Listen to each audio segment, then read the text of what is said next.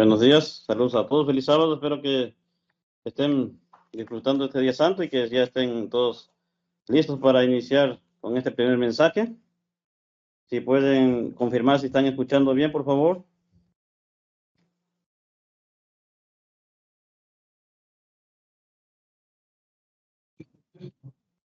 Muy bien. Bueno, saludos a todos, como les decía, feliz sábado para todos en este séptimo día, día de reposo, pero también de Santa Convocación. Antes de pasar al sermoncillo, que tuvimos un pequeño lapso del internet, no se escuchó bien lo que mencionó Jorge, mi hermano Jorge. El sermoncillo lleva por título La exhortación de Judas.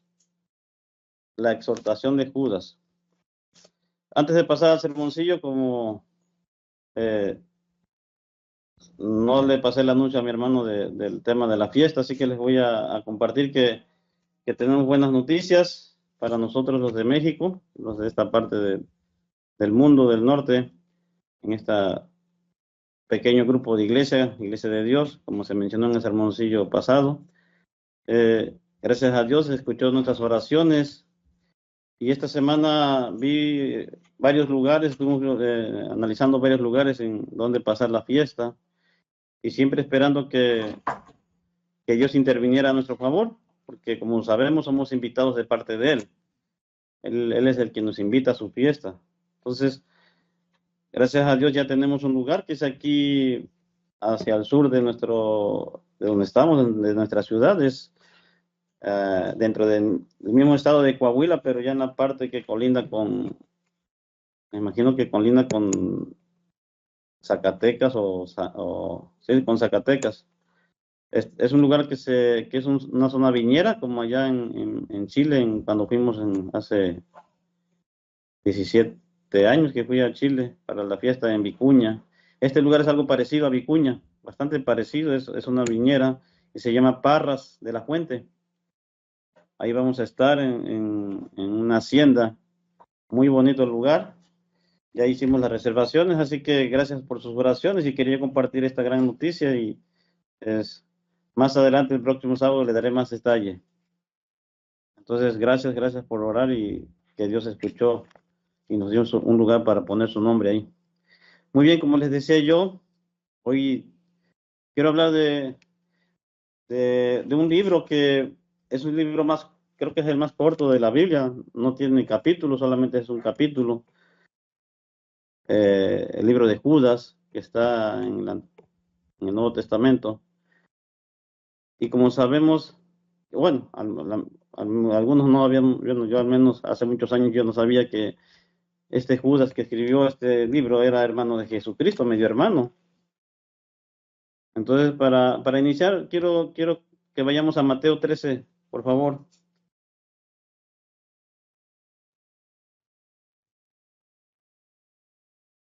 Y vamos a leer nomás el versículo 55 para referencia de este tema.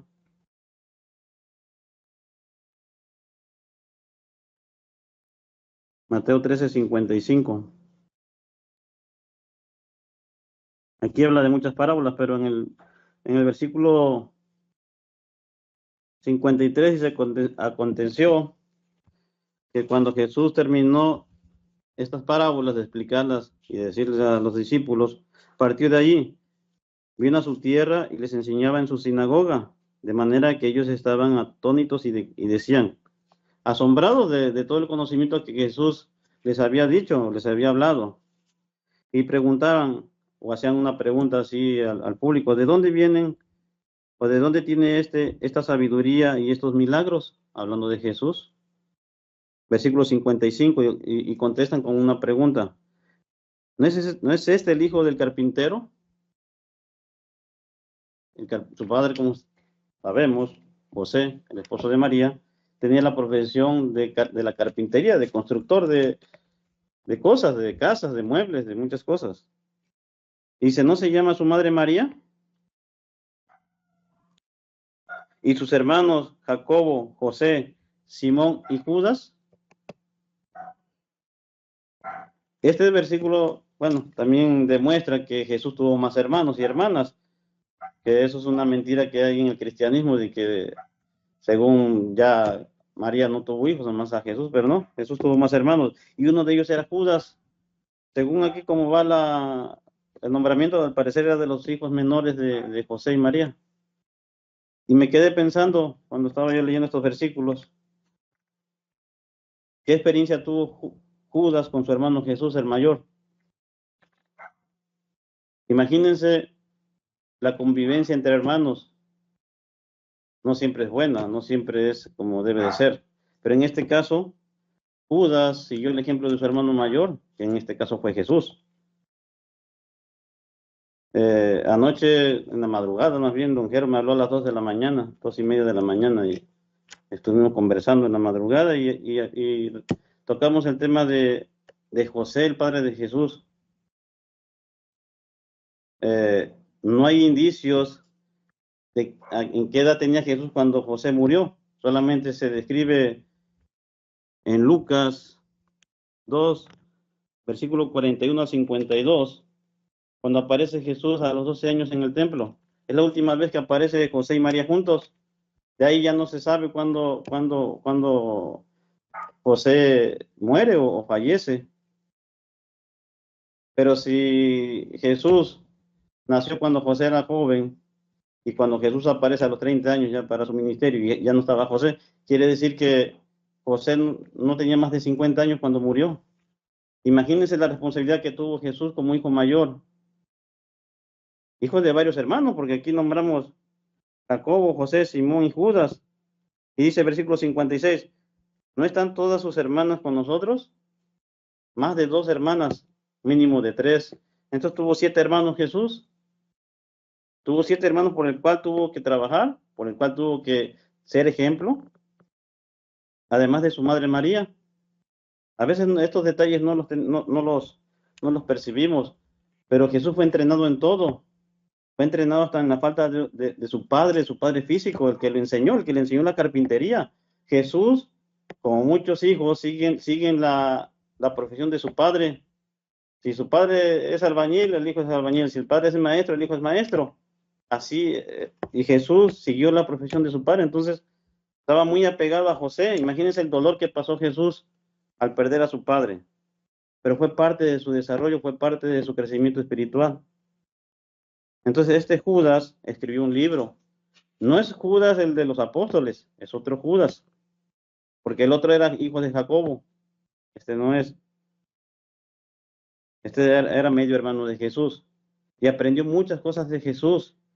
Imagínense en las noches de qué hablaban, qué le compartía Jesús íntimamente a su hermano.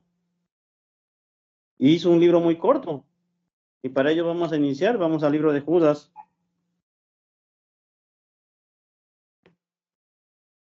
Versículo 1, dice, Judas, siervo de Jesucristo y hermano de Santiago. Santiago fue el otro medio hermano de Jesús, que ahí se nombra como Jacobo, es el mismo.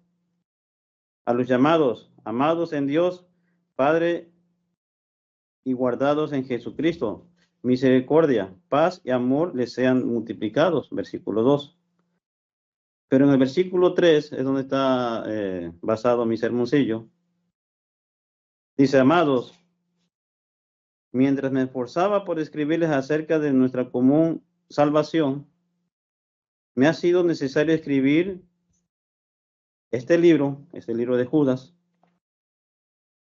para exhortarlos, para animarlos. Y algo muy importante que dice aquí, a que contiendan eficazmente por la fe. Muchas veces hemos leído este versículo y no lo hemos profundizado. ¿Qué quiere decir? Que contiendan eficazmente por la fe que fue entregada una vez. Me puse a investigar qué significa contiendan, porque es una palabra fuerte. Y en el diccionario de la lengua española viene del verbo contender. Y contender, su significado es pelear, batallar, luchar, guerrear. Eso es lo que significa contender. Y dice, contiendan Entonces, si le ponemos uno de sus significados, podría ser luchen eficazmente por la fe. Tenemos que luchar por la fe. Ahora, ¿qué es eficazmente? ¿Qué significa eficazmente? Porque son dos palabras. Contiendan eficazmente. Dice que eficazmente el significado es con fuerza, con energía. Entonces, aquí Judas dice, amados, mientras me esforzaba por escribirles, hablando de fuerza, acerca de nuestra común salvación, me ha sido necesario escribir este libro, esta carta, para exhortarlos a que luchen con fuerza por la fe que fue entregada una vez a los santos. Ahora, ¿qué es fe? ¿Cuál es la connotación de lo que dice aquí el medio hermano de Jesús, Judas? La fe es creer. Entonces dice que contengamos eficazmente por la creencia que una vez nos fue entregado. Tenemos que luchar, defender esta fe. Y más adelante dice el por qué debemos de luchar. Nos hemos preguntado por qué escribió esto Judas. ¿Qué le dijo Jesús? ¿Qué aprendió de Jesús de lo que iba a pasar en el tiempo del fin? Porque está hablando hacia el final. No está hablando del tiempo de los discípulos, está hablando del tiempo final. Más adelante lo vamos a leer. Entonces, les repito, ¿por qué debemos de luchar con fuerza para defender la fe? En el versículo 4 viene el por qué. ¿Por qué Judas le entró esta preocupación de advertirnos, de exhortarnos? Dice el versículo 4 de este libro de Judas, dice, porque algunos hombres han entrado encubiertamente. Y esta carta está dirigida a la iglesia, no está dirigida al mundo. Y se han entrado encubiertamente. Eso dice en el versículo 4. Encubiertamente significa que esconden algo, pero están dentro de nosotros. Dice, los cuales desde la antigüedad habían sido destinados, o sea, esto está dentro del propósito y el plan de Dios. Él permitió que entraran, les dio el acceso para que pudieran entrar para esta condenación. Y aquí viene unas características de cómo son estas personas y por qué dice que tenemos que defender la fe o la creencia. Estos hombres son impíos, que convierten la gracia de nuestro Dios en libertinaje. ¿Qué es la gracia de nuestro Dios? ¿Qué es gracia? ¿Qué quiere decir? Todos sabemos qué es gracia. Y niegan al único soberano. Y hoy en día eso está pasando. Con las acciones que tomamos nosotros, y así pasó en la antigüedad, no quisieron creer en Dios, no quisieron seguir a Dios, quisieron seguir a otros dioses. Y nosotros no estamos ajenos de esa situación. Yo puse aquí como primera característica de estos hombres que entran encubiertamente dentro de la iglesia, son hombres impíos, ocultan lo que verdaderamente son. Y una descripción de esto lo vemos en Segunda de Pedro. También Pedro habló del mismo tema. Vayamos a Segunda de Pedro capítulo 2, versículo 1. El apóstol Pedro, que fue contemporáneo de este hermano de Jesús, medio hermano de Jesús, dice en el versículo 1, pero hubo falsos profetas entre el pueblo, hablando de la antigüedad, hablando del tiempo de Israel, como también entre ustedes, futuro, habrá falsos maestros que introducirán, que dice lo mismo que dijo Judas, encubiertamente, herejías destructivas o creencias destructivas, conocimientos destructivos, llegando aún hasta negar al soberano, lo que leímos ahorita en Judas, al soberano Señor que los compró. ¿Qué quiere decir que los compró? Por medio de su muerte. Es gente que recibió el Espíritu Santo, es gente que fue bautizada, que fue sacada de la muerte, de la condenación que no había antes de Jesús. Dice, acarreando sobre sí mismos una súbita destrucción. Vamos a leer hasta el versículo 3. Y aquí viene lo peligroso. Dice, y muchos dentro de la iglesia seguirán tras la sensualidad de ellos, se dejarán seducir por ellos. Hoy lo vemos muy común eso. Ahí les pido que busquen qué significa sensualidad. Y por causa de ellos, por causa de llevarlos por un mal ejemplo, será difamado el camino de la verdad, sí, porque en lugar de dar luz, el mundo va a decir, mira, son los de la iglesia de Dios, lo que hacen, son igual que los demás. Y por causa de ellos será difamado el camino de la verdad. Hasta ahí, vamos a leer nada más por el momento. Regresemos a Judas. Vamos a leer todo el libro de Judas, así que no pierdan el libro. Y vamos a continuar en el versículo 5.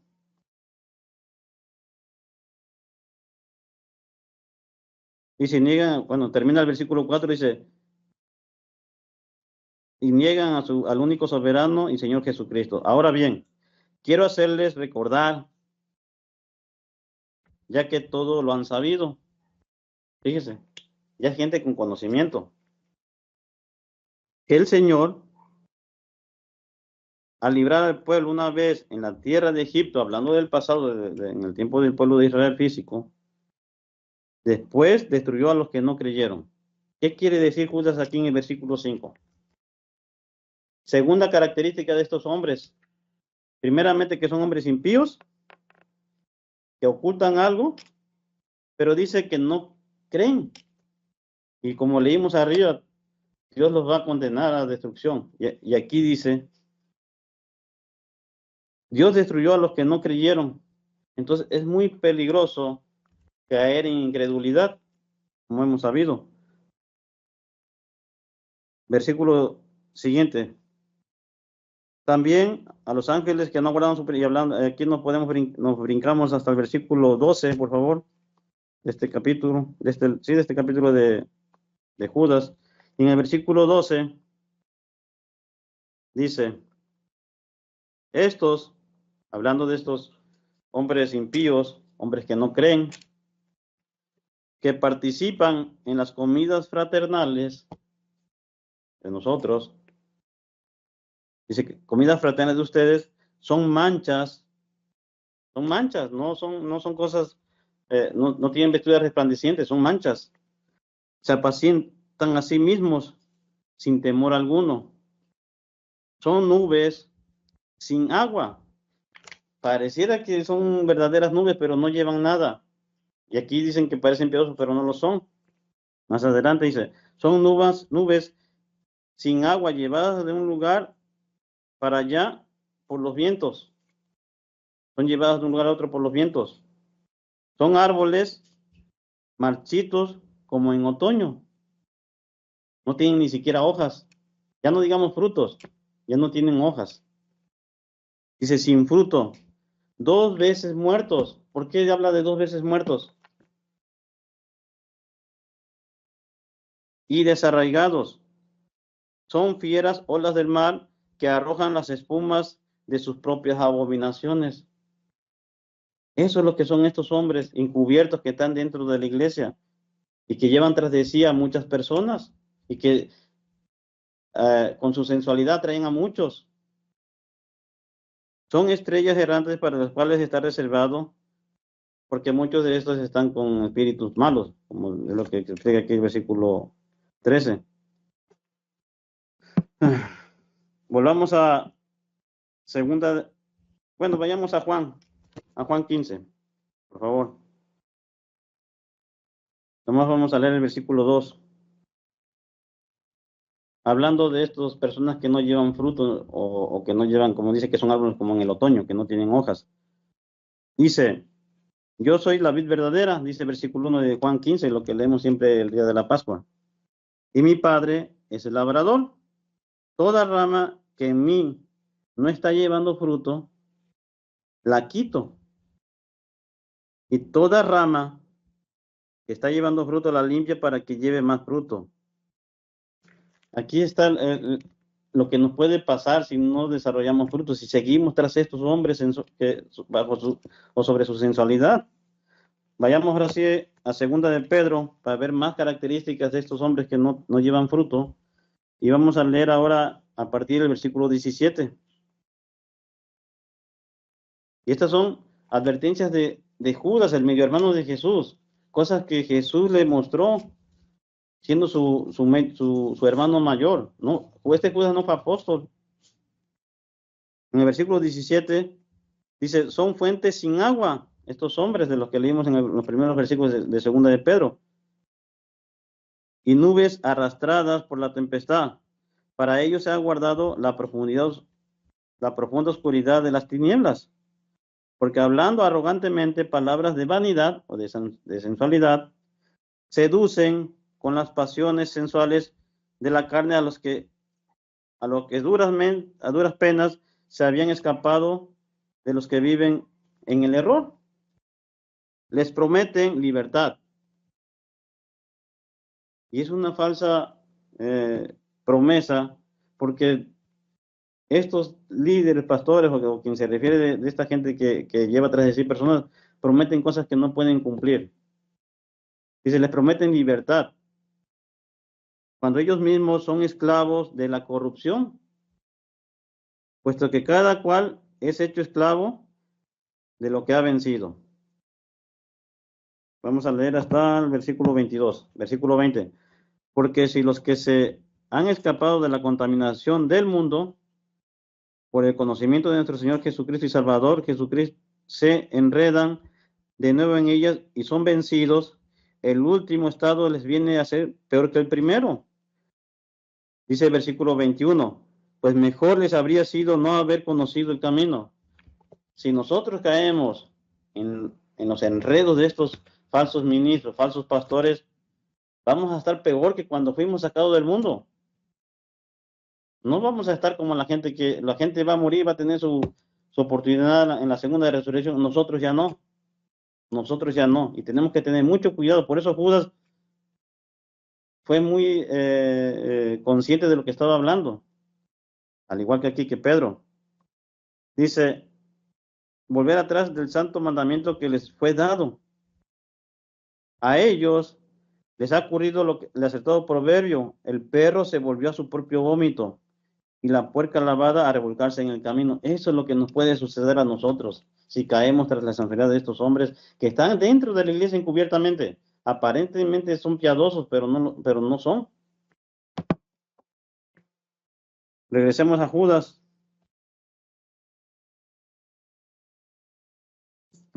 Y vamos a leer el versículo 16. Otra característica, ya vamos 4 características de estos hombres. Son hombres impíos, son hombres que no creen, no tienen fe, creen en, no sé, en otras cosas, pero no creen en Dios.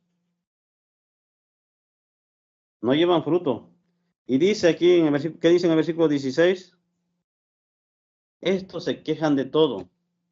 Y esa es una característica de que esta gente no tiene espíritu porque se queja de todo y todo lo critica. Todo lo que está dentro a su alrededor lo critica y lo señala. Dice, y andan según sus propios malos pensamientos o deseos. Su boca habla arrogancias, adulando a las personas para sacar provecho. ¿No le suena algo familiar esto?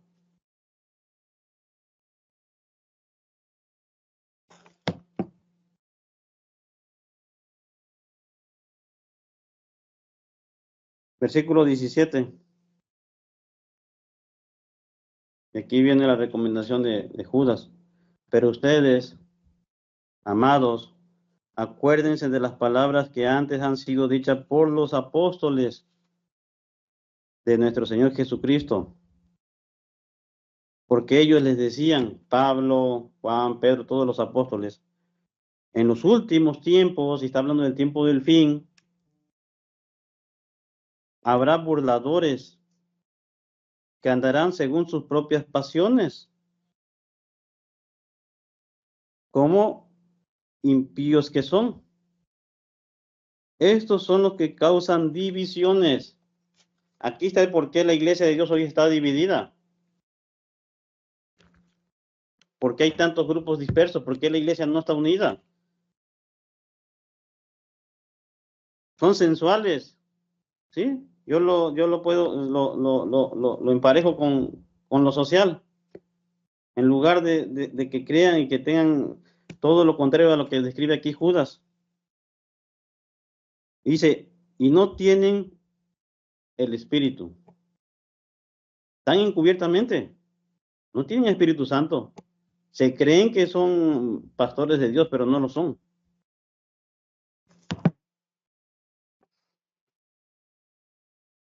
Vayamos a 2 de Timoteo, hablando de lo que se refiere aquí Judas. Timoteo sabía muy bien de lo que hablaba. 2 de Timoteo 3. En 2 de Timoteo, sí. Empezando en el versículo 1, dice, esta es la carta de Pablo a su discípulo Timoteo. También debes de saber esto, Timoteo, que en los últimos días se presentarán tiempos difíciles. No es novedad, es lo que estamos viendo hoy en día. Dice, porque habrá hombres amantes de sí mismos. Pensáramos que está hablando del mundo, pensamos que a lo mejor está hablando en general, pero no es así. Pongamos atención. Porque habrá hombres amantes de sí mismos y del dinero. Serán vanagloriosos, soberbios, serán blasfemos, desobedientes a los padres, ingratos, no tendrán afecto natural, serán implacables, serán calumniadores. Lo leímos hace un momento, critican todo, dice, de todo se quejan. Intemperantes, crueles, aborrecen lo bueno, traidores, impetuosos, envanecidos y amantes de los placeres más que de Dios. Entonces está hablando de gente de la iglesia que conoce al Dios verdadero, pero están cubiertamente, lo leímos según lo que dice Judas. ¿Qué dice aquí Pablo a Timoteo? En versículo 5, tendrán apariencia de piedad, querrán representar que guardan los mandamientos, pero no lo hacen. En su intimidad no guardan el sábado, en su intimidad trabajan o hacen otras cosas en sábado. Tendrán apariencia de piedad, pero negarán su eficacia. Pues sí, porque en los hechos no se ve lo que realmente representan. A esto se evita, dice. Por eso el señor Mortensen, cuando salimos de las organizaciones, habló de esto. No es que seamos mejores, no somos mejores, sino tenemos que evitar para no caer en lo mismo. Versículo 6. Pues entre estos están los que se meten en las casas y se llevan cautivas a las mujercillas, cargadas de pecados, arrastradas por diversas pasiones. ¿Y qué dice el versículo 7? Que siempre están aprendiendo y nunca logran llegar al conocimiento de la verdad. ¿Por qué la iglesia no ha crecido en conocimiento? Por esta razón, por lo que dice el versículo 7.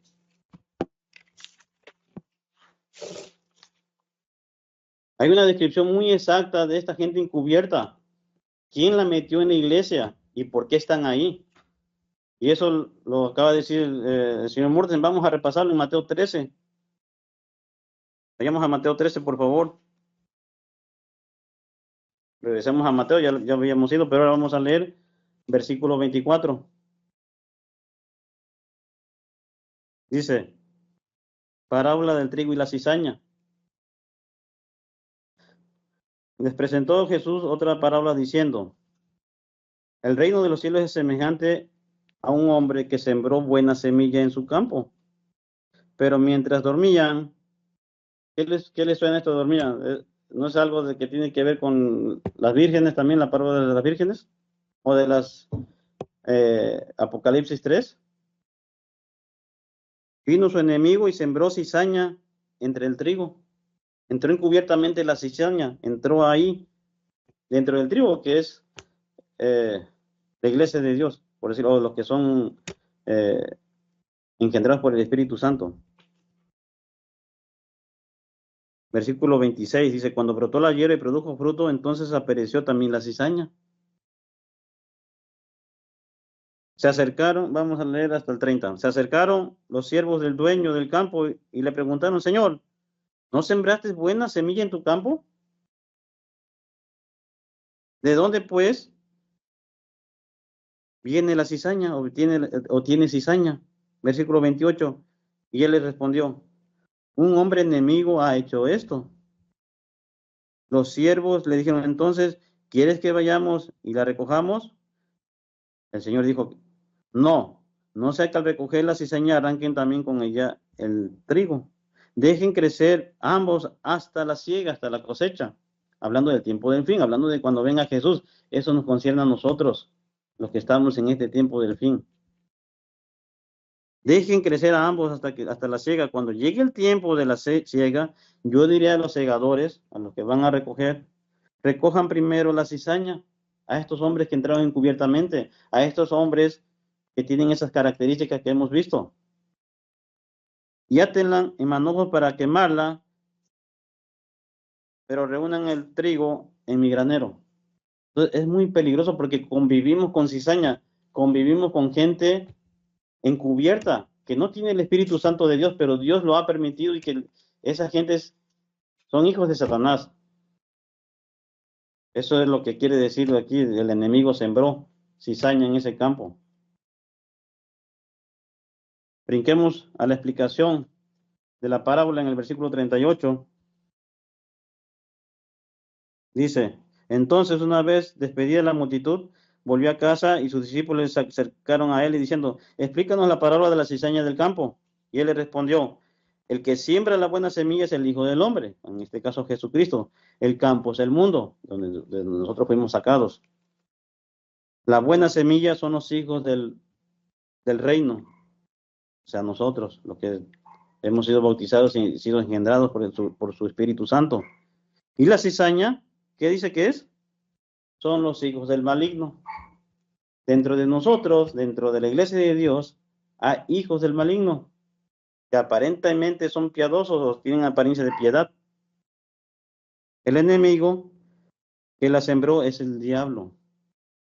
La cosecha o la siega es el fin del mundo y los segadores son los ángeles. De manera que como la cizaña es recogida y quemada en el fuego, así será el fin del mundo. El Hijo del Hombre enviará a sus ángeles y recogerán de su reino a todos los que causan tropiezo y a los que hacen maldad. Hablando de la cizaña, no hablando del mundo. Está hablando de los que causan maldad dentro de su iglesia. Y los echarán en el horno de fuego, sí, porque para ellos ya no hay otra oportunidad. Los que recibieron, dice que mueren 2 veces. Sí, ya no tienen otra oportunidad, ya recibieron el Espíritu Santo, pero lo perdieron y fueron engendrados por otro espíritu. Dice, y los echará en el lago de fuego, allí será el llanto y el crujir de dientes. Entonces los justos, versículo 43, resplandecerán como el sol en el reino de su Padre. El que tiene oídos, oiga, dice, porque esto es un misterio. Regresemos a Judas, siguiendo la advertencia y los consejos del medio hermano de Jesús. Nos quedamos en el 20, ¿verdad? Dice, estos son lo que leímos, estos son los que causan divisiones. Pero ustedes, versículo 20, amados, dice la primera recomendación de Judas, para no caer tras esta gente sensual, esta gente impía, todo lo que hemos leído. Dice, edifiquémonos sobre la santísima fe. Para no alargar más el sermoncillo, anoten Efesios 4, 7 al 16. Ahí habla de este tema, de cómo edificarnos, cómo podemos ser edificados. Es más, vamos a leerlo, yo creo que tiempo tenemos. Vayamos a Efesios.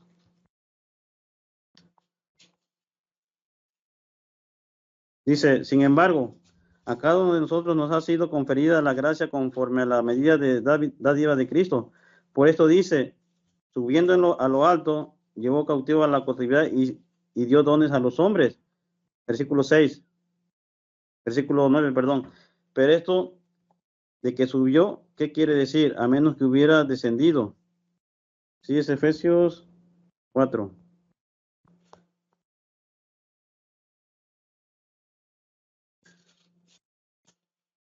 Dice, versículo 10, el que descendió es el mismo que también ascendió por encima de todos los cielos para llenarlo todo. Y él mismo constituyó a unos apóstoles, hablando de cómo está formada la iglesia, y a otros profetas, a otros evangelistas y a otros pastores y a otros maestros. Esto fue porque el señor Armstrong formó así la iglesia. Dice el versículo 12, ¿cuál es el propósito? Es Efesios 4:12, a fin de capacitar a los santos para la obra del ministerio. Y aquí dice, para la edificación del cuerpo de Cristo. Entonces, dice Judas que edifiquémonos en la fe. Dice versículo 3 aquí en Efesios, hasta que todos alcancemos la unidad de la fe. Es lo que no está pasando. Esta gente no está uniendo, está dividiendo, está separando el cuerpo de Cristo, no está edificando. Nosotros tenemos que edificar. Edificar significa construir, no destruir, no dividir. Edificar significa sumar, no restar. Y estos hombres están restando al cuerpo de Cristo, lo están haciendo pedacitos. Dice el versículo 3, hasta que todos alcancemos la unidad de la fe y del conocimiento del Hijo de Dios, hasta ser un hombre de plena madurez, hasta la medida de la estatura de la plenitud de Cristo. Vamos a leer hasta el versículo 16.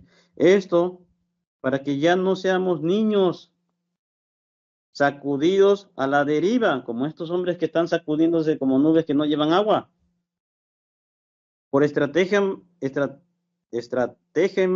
de hombres dentro del cuerpo de Cristo, que para engañar emplean con astucia las artimañas de la mentira,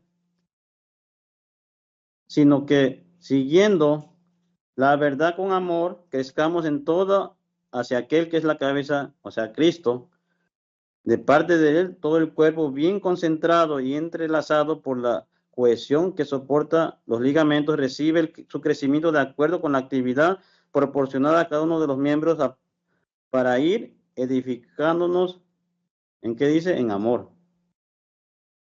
Regresemos a Judas. Primera cosa que tenemos que hacer, entonces, tenemos que edificarnos, como dice aquí la carta de los Efesios de parte de Pablo. Dice, conserven, versículo 21 de Judas, consérvense en el amor de Dios, aguardando con esperanza la misericordia de nuestro Señor Jesucristo para vida eterna. De algunos que vacilan, tengan misericordia. Otra característica, debemos de ser misericordiosos de los que no andan bien. Pero a otros, dice, a otros hagan salvos. ¿Nosotros podemos hacer a otros salvos? Dice, arrebatándolos del fuego. ¿Qué quiere decir eso? Hagamos salvos. Eso viene en Santiago 5:7. Pero no vamos a ir, se los dejo ahí para que lo noten del 7 al 19. Para terminar, vayamos a 2 de Timoteo. Regresemos a 2 de Timoteo, pero vamos a leer a partir del versículo 10. Del 10 al 15. Dice aquí el consejo de Pablo a Timoteo. Pero tú has seguido de cerca mis enseñanzas, como nosotros hemos seguido las enseñanzas de Pablo y del señor Armstrong y del señor Morton, de buenos pastores. Dice, has seguido mis enseñanzas, mi conducta, has seguido mi propósito, has seguido mi fe, mi paciencia, mi amor, mi perseverancia. Esa es la característica de los verdaderos ministros. Eso es lo que nosotros tenemos que ver en aquellas personas que nos dan ejemplo. Mis persecuciones, mis aflicciones, también vamos a sufrir, como las que me sobrevinieron en Antioquía. en Iconio y en Listra. Todas estas persecuciones he sufrido y de todas me libró el Eterno o el Señor. También todos los que quieren vivir piadosamente en Cristo serán perseguidos. Versículo 13. Pero los malos hombres, hablando de estos hombres malos, y los engañadores irán de mal en peor, engañando y siendo engañados. Sigue Pablo dando recomendación, pero persiste tú en lo que has aprendido y te has persuadido, sabiendo de quién lo has aprendido, de alguien que realmente siguió las pisadas de Jesús, y que desde tu niñez has conocido las sagradas escrituras, las cuales te pueden hacer sabio para la salvación por medio de la fe en Cristo Jesús. Versículo 16. Toda escritura es inspirada por Dios y es útil para la enseñanza, para la reprensión, para la corrección y para la instrucción en justicia, a fin de que el hombre de Dios sea perfecto, enteramente capacitado para toda buena obra. Entonces, hermanos, debemos estar muy atentos a estos tiempos difíciles y a estos hombres que han entrado, como dice Jesús en su parábola y como dice el medio hermano de Judas, encubiertamente. Vienen tiempos difíciles, tiempos que no vamos a, a poder a la mejor seguir adelante porque va a haber mucha maldad, pero tenemos que tener una fe que nos puede sacar de todo esto. Así es todo por hoy.